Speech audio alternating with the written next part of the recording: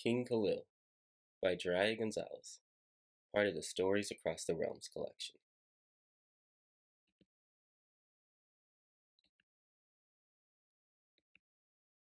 Part 1 Family, Chapter 1 Khalil. Khalil stared into the magma pit. Its violet glow was alluring. He had just come out, magma dripping off his obsidian black body.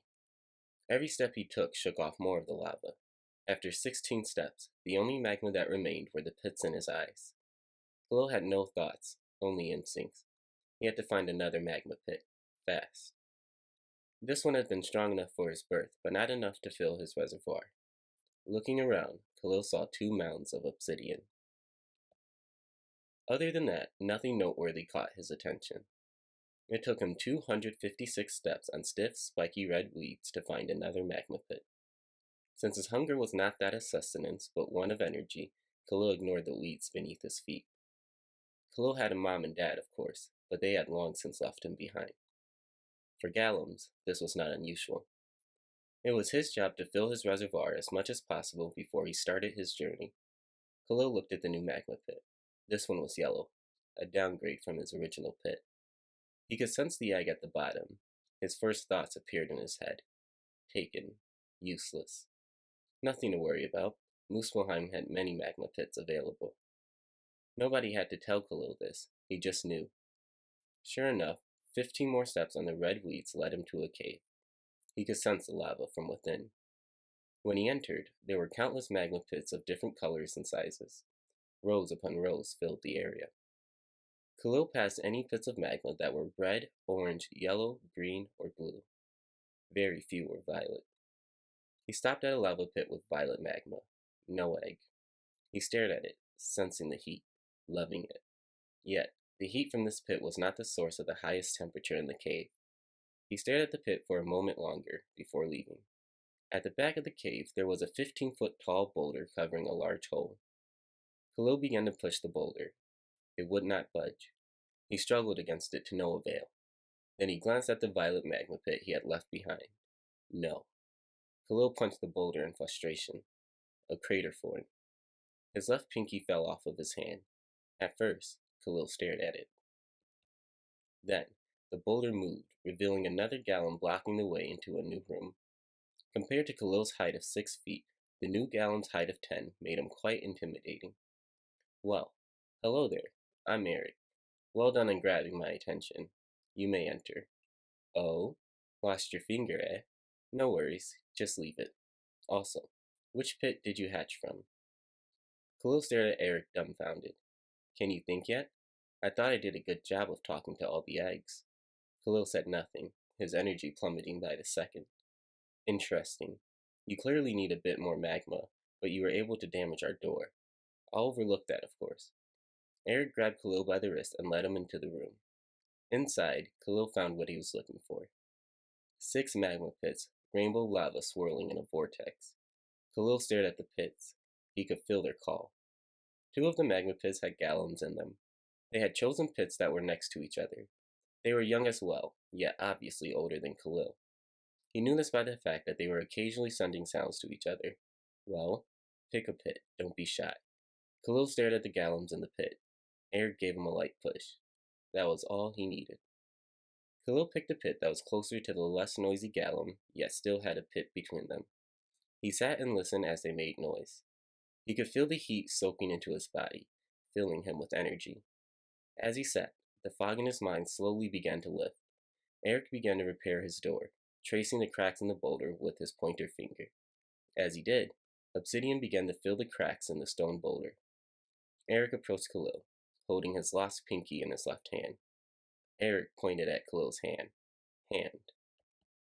Khalil looked at his hand. Eric pointed at his left hand again. Hand. Hand. Khalil held up his left hand. Hand. Eric chuckled. Close enough. Chaos, I love this job. Eric gently grabbed his hand. Khalil felt the rough obsidian hand of Eric's and snatched his hand away. And you can sense touch? I wonder. Well, not yet. First we have to take care of this. Eric grabbed Khalil's hand again, and this time, Khalil let him.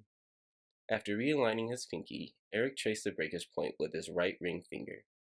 Blood red obsidian filled in the cracks before hardening into black obsidian. The lava should help you heal faster. I'll be back. Khalil said nothing as Eric pushed the 15-foot boulder to the side with ease. When Eric returned, he had his sack hung over his right shoulder. Khalil had been focusing on the sensation of the magma pit. His two companions had fallen asleep a while ago. His reservoir felt half full despite him being immersed. Eric laid the sack on the ground and began to untie it. I'm sorry it took so long. The nearest farm is 3 days away, if you're on foot. Thankfully, I have a few steeds. Khalil stared at him. Ooh? Eric raised his eyebrow. Well, go on then. What do you have to say? Food? He had heard his companions say this in their sleep. It must be important if it invaded their time to be nothing. Eric let out a thunderous laugh. Yes, well done. Still, you're missing a letter. Eric opened his sack, revealing dark red melons with a purple stripe, small grapes that reminded Khalil of the red lava pits he had passed by, and 8 small granite containers. The word you're looking for is food. You're not allowed to eat in the magma pit. If you're hungry, you have to get out. Khalil stared at the food, his stomach grinding. His two companions had been awoken by Eric's laugh. They looked at the food he had brought and immediately exited their pits. Khalil followed suit, reluctantly. The moment he left the pit, he felt exposed. The air felt cold to him, and his reservoir dropped to a quarter full. Khalil joined the other two at the blanket. Eric had split the melon into 8 slices. Fire melon? He held a slice in front of Khalil. Khalil grabbed it and devoured it in 2 bites, rind included. Fire filled his stomach. The drain on his reservoir decreased. Eric stared at him intently. Khalil didn't know what to do. Say, thank you. Khalil said nothing. Barb, would you like a fire melon? Yes, please. Thank you. You're very welcome. Tony, would you like some? Yes, please. Thank you. You're very welcome. Khalil wanted another slice. It was too good, juicy and hot, yet soothing as it trickled down his chin. He pointed at one of the 5 remaining slices. Yes, please. Thank you. Eric grinned. You're figuring it out. Would you like another fire melon slice? Khalil stared at him for a second before realizing what was expected. Yes, please. Thank you. You're very welcome. The gal named Barb flashed a grin at Khalil. Even sitting, she was taller than him, at least 2 feet taller. The one named Tony was the same height as her, if not slightly taller. Khalil returned her smile and felt a wave pass over him. He looked at Tony and gave him a smile. Tony returned his smile. Another wave passed over him. Khalil, having remembered his request for another slice, turned to Eric. He was eating the slice that he had been holding in the air. Khalil stared at him, alarmed. Don't worry, I have more. I haven't eaten yet, and I don't want to waste my magma reserves unless necessary. Eric held up another slice, this one thicker than the previous, and Khalil grabbed the slice. Yes, please. Thank you. Eric shook his head. Thank you. Khalil studied Eric. Thank you. Eric gave him a smile. You're very welcome. After eating the rest of the fire melon and most of the grapes, the group turned their attention to the granite containers. When Khalil opened his, he found a ton of beans, varieties, onions, and carrots. Everything in his bowl was either red, purple, or orange. Khalil scooped a handful and shoveled it into his mouth. His senses were overloaded with all the different tastes. He looked at his companions and saw they were holding a round piece of metal with a long, skinny handle. They used their devices to eat from their containers. Khalil looked in front of him and saw Eric had placed one of these devices down. Khalil watched Tony eat a few bites before he followed suit. Now, his energy reservoir was not only stable, but he could feel it increasing slowly.